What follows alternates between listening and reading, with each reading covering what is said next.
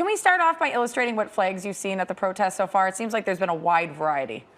Oh, geez. Well, mostly Mexico, the United States, the Central American countries, El Salvador, Honduras. I saw one of the Rebel Alliance as well from Star Wars. So it's youngsters who are mostly there, so they're going to be very imaginative. They're not just going to stick to the usual stars and stripes, whether people want it or not. Absolutely. And I know this is a question you get a lot. I've watched some of your videos on it, read some of your articles. You get it over and over. It's almost kind of surprising that people keep asking this question, and people want an answer as to why they see it. But it's almost, questionable that people are asking why they're seeing it. Look, it happens all the time. People seem to forget their history. And sadly, It means people are not reading my column because I wrote about this in 2006. Right. I wrote about this in 2010, 16, and I just wrote about this in February. Yeah. But I truly get it. Like, they see a flag. They assume if you're in the United States, don't you have love for this country? So don't you want to wrap yourself in the stars and stripes? And so to see, especially the flag of Mexico, though, I came out with a column today and I pointed out, like, if it was mostly the flags of, say, Guatemala, Venezuela, sadly, most Americans don't know what those flags are. They'd see a banner, they're like, oh, all right. But it's the Mexican flag that sets people off because the United States fundamentally hates Mexicans.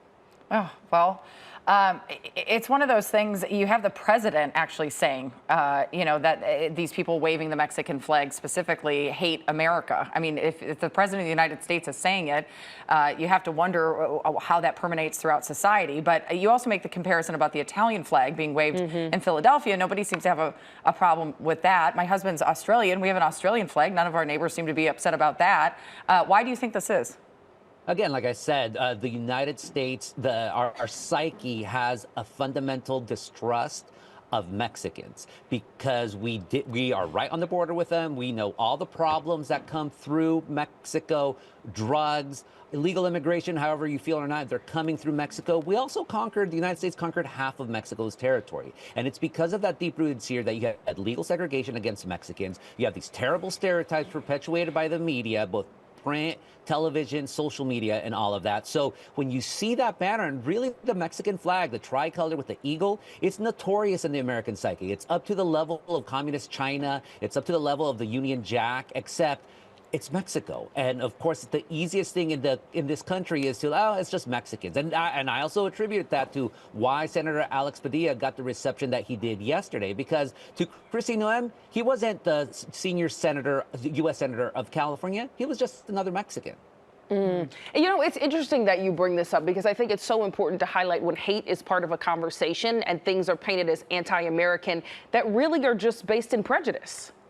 Oh, gosh, especially when it comes to this issue, again, of Mexicans. And this is the thing, like in 2000, like I said earlier, this criticism, not just coming from people who might be predisposed to have skepticism against Mexican Americans, it also comes from Latino leaders who say, oh my gosh, these are terrible optics, wrap yourself in an American flag, kids. And so this has happened before another protest during Prop 187-94, during the immigrant rights rallies in 2006. And it doesn't do anything because then people say like, oh, you're just doing it on purpose. You don't really feel it. So you're damned if you do, you're damned if you don't. Yeah. It's just fascinating because I feel like growing up, I have Irish immigrants in my family. And you have a love for the country you came from, and you can have a love for the country you're currently residing in and a citizen of. Why has it become that we can't hold two things at the same time?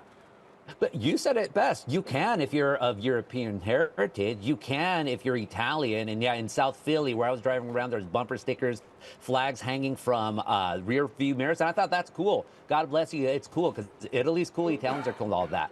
Any other nationality or ethnic heritage can do it except Mexicans. Because, again, in the American mind, they think Mexicans are always one angry fit away from revolting, and it is a sad reality to me, but it's like assimilation, it happens. I mean, if it wasn't for Mexican Americans voting for Trump arguably would not have been in the White House this time around, but people never want to pay attention to that. That is the irony. Gustavo Arellano, thank you so much for joining us this morning, and quickly tell people where they can continue to read and watch videos that you write about this. My employer, the Los Angeles Times, we're on the ground, latimes.com. Well, I just got an alert. Your article is out. So thank you so much for being with us. All right. And keep having these important conversations. Gustavo, thank you. Gracias.